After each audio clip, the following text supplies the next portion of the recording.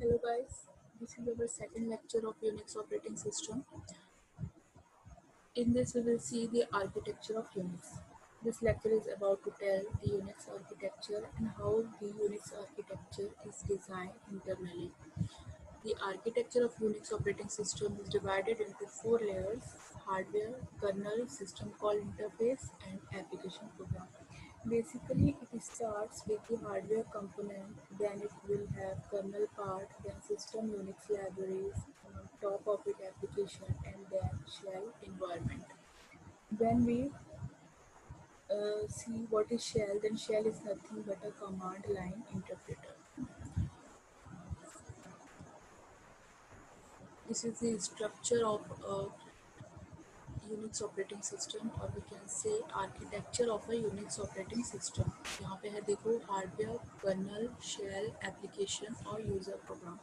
अगर आप लोगों को एक्सप्लेन करने के लिए आता है कि architecture of Unix operating system explain करें तो ये डायग्राम मस्ट है कि आपको बनाना ही है, क्योंकि इससे ही सामने वाले को समझ आएगा कि आप आर्किटेक्चर समझ गए हो या आप सामने वाले को समझने की कोशिश कर रहे हो।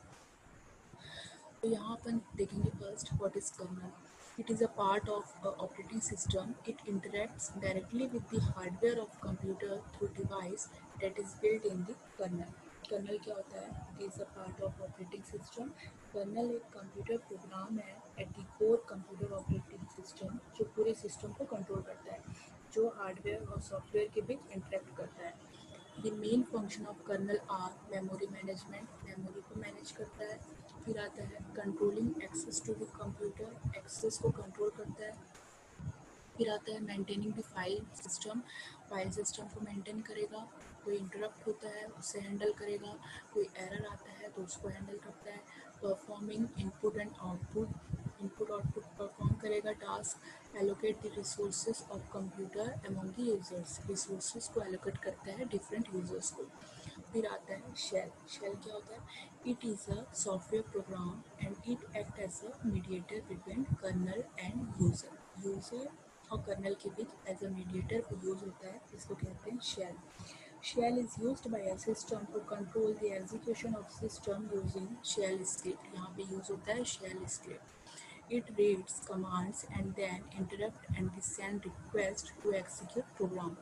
प्रोग्राम को एग्जीक्यूट करने के लिए वो रिक्वेस्ट सेंड करता है, इसलिए इसको क्या कहते हैं? Command interpreter. ये कमांड देता है सामने वाले सिस्टम को या फिर यूज़र को।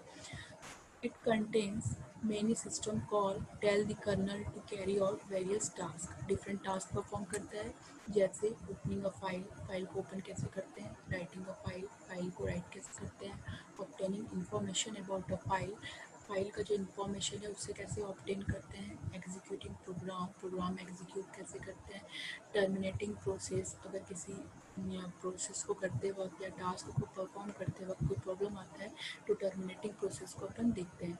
फिर आता है changing the priority of process, फिर आएगा getting the time and date.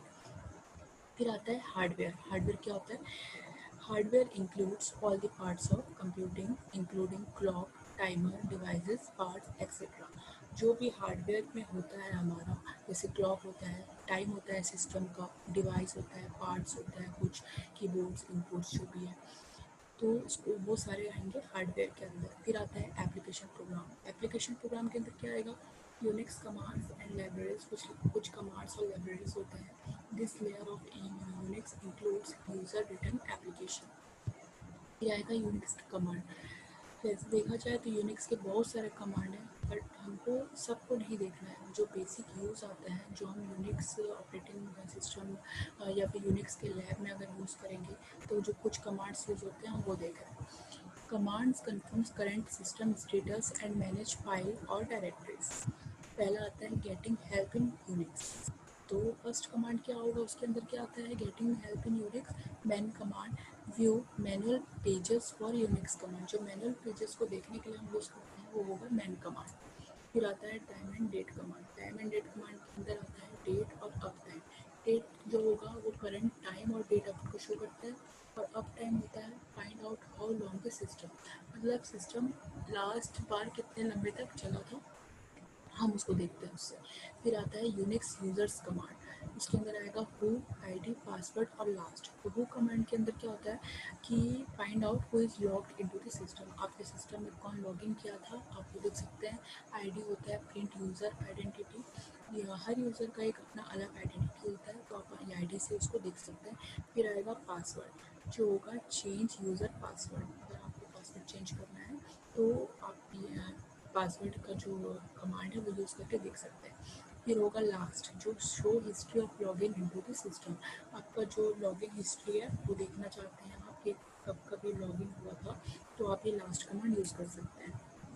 फिर आता है यूनिक्स फाइल ऑपरेशन जिसके अंदर आता है इस कमांड, सीपी, आरएम और एमबी। इस कमांड क्या होता है लिस्ट फाइल्स एंड डायरेक्टरीज, जो फाइल और डायरेक्टरी के लिस्ट हैं आप वो देख सकते हैं। फिर आता है सीपी कमांड, कॉपी को फाइल करने के लिए सीपी कमांड यूज होता है। आरएम जो होता है remove file and directories, file को रिमूव करने के लिए और डायरेक्टरी को रिमूव करने के लिए आरएम कमांड यूज होता है। देन एमबी कमांड रीनेम और move files and directories to the another location. यहाँ पे आरएम और एमबी दोनों थोड़ा सा अलग है।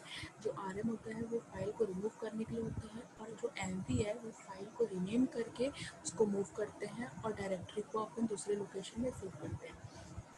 Then text file operation in Unix, कुछ ऑपरेशन परफॉर्म होते हैं जिसके अंदर वहाँ पे अपन ये देखेंगे कैट कमांड, मोर, लेस और ग्रीप। तो कैट के अंदर क्या होता है show content to the standard output. फिर मोर आता है basic pagination when viewing text file और पार्सिंग यूनिक्स कमांड आउटपुट, जो बेसिक पेज को अपन किसी एक पेज को अगर व्यू देखना चाहते हैं तो मोर कमांड को अपन देख सकते हैं। फिर आता है less command and improve pagination tool for viewing text file, किसी भी टूल जो पेजिनेशन टूल है उसको इम्प्रूव करने के लिए अपन लेस कमांड यूज़ कर सकते हैं। फिर आता है ग्रिप कमांड जो होता है पैटर्न इन टेक्स्ट फाइल को सर्च करने के लिए यूज़ होता है।